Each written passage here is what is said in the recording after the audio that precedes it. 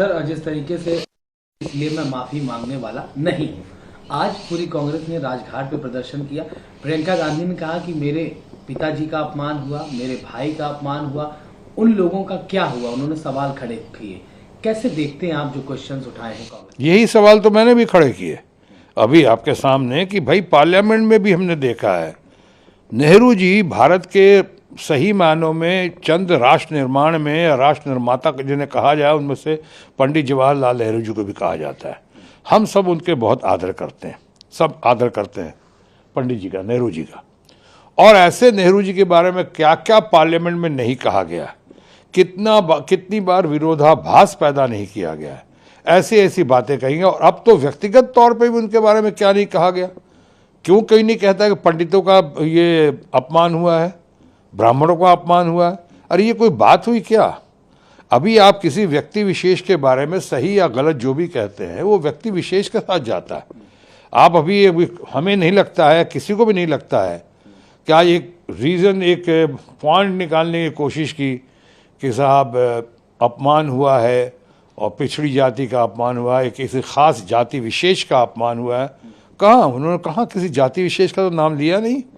उन्होंने सरनेम का जिक्र किया और कहा इन लोगों को, इन कह के कहा उन्होंने। गौर से देखिए, सारों को नहीं कहा उन्होंने, इनके ऐसे नाम ऐसे क्यों होते हैं, यही लोग ऐसे क्यों होते हैं, ऐसा कहा। तो ये कोई इतनी बड़ी बात नहीं है, ये इतनी बड़ी बात नहीं है कि साहब उसका इतना बड़ा आपने बवाल, इतना बड़ा हंगामा कर दिया।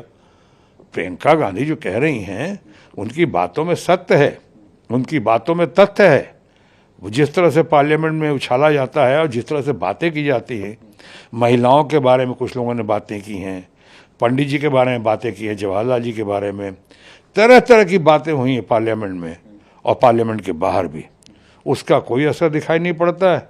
राहुल गांधी ने तथाकथित कुछ बातें ऐसी कहीं जिस पे लेके इतना प्रचार किया गया, जिसका तो प्रचार मंत्रालय तो रूलिंग पार्टी के दोस्तों के पास है ही, प्रचार मंत्रालय है, ट्रोल मंत्रालय है, और प्रचार किया गया और ट्रोल मंत्रालय और प्रचार मंत्रालय के जरिए और हमारे प्रचार मंत्रियों के जरिए वो प्रहार भी किया गया राहुल गांधी पे। और इसका नतीजा ये हुआ कि इतना ज़्यादा क्रोध, आक्रोश राजनैतिक तरीके से पहले कभी नहीं देखा गया जैसे आज देश में देखा जा रहा है।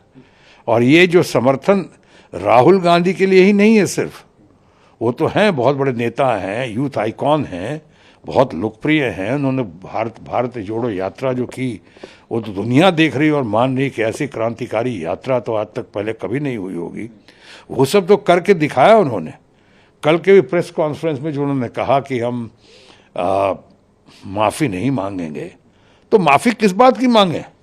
आप उनको सज़ा भी दे रहे हैं और उनसे माफ़ी की भी अपेक्षा कर रहे हैं, वो भी उस बात के लिए जिस बात के लिए उनको ये पता है, उनकी जानकारी है, उनके अंदर ये कन्विक्शन है कि उन्होंने कोई गलत काम नहीं किया, तो फिर माफ़ी क्यों मांगे?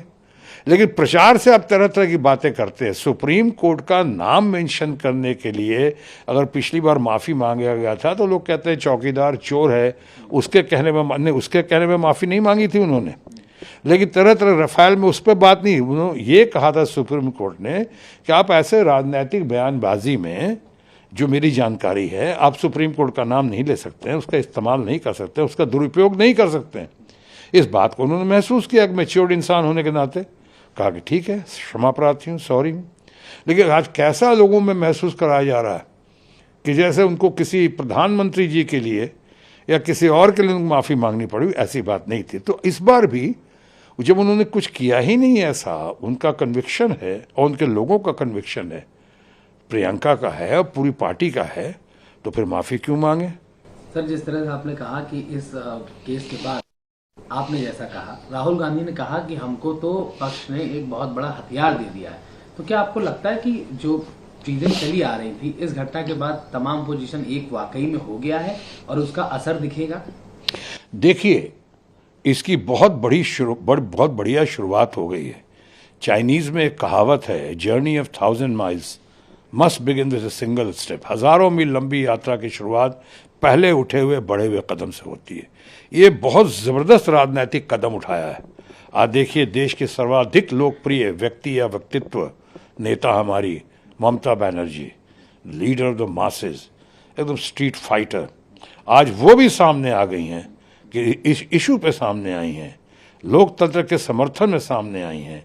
आज हमारे मित्र, इतने लोकप्रिय नेता और मुख्यमंत्री दिल्ली के केजरीवाल, वो उनकी आपस में जो भी हो, ये इशू इतना गहरा है, इतना संगीन है, इतना ज़बरदस्त इशू है कि आज वो भी सामने आ गए हैं।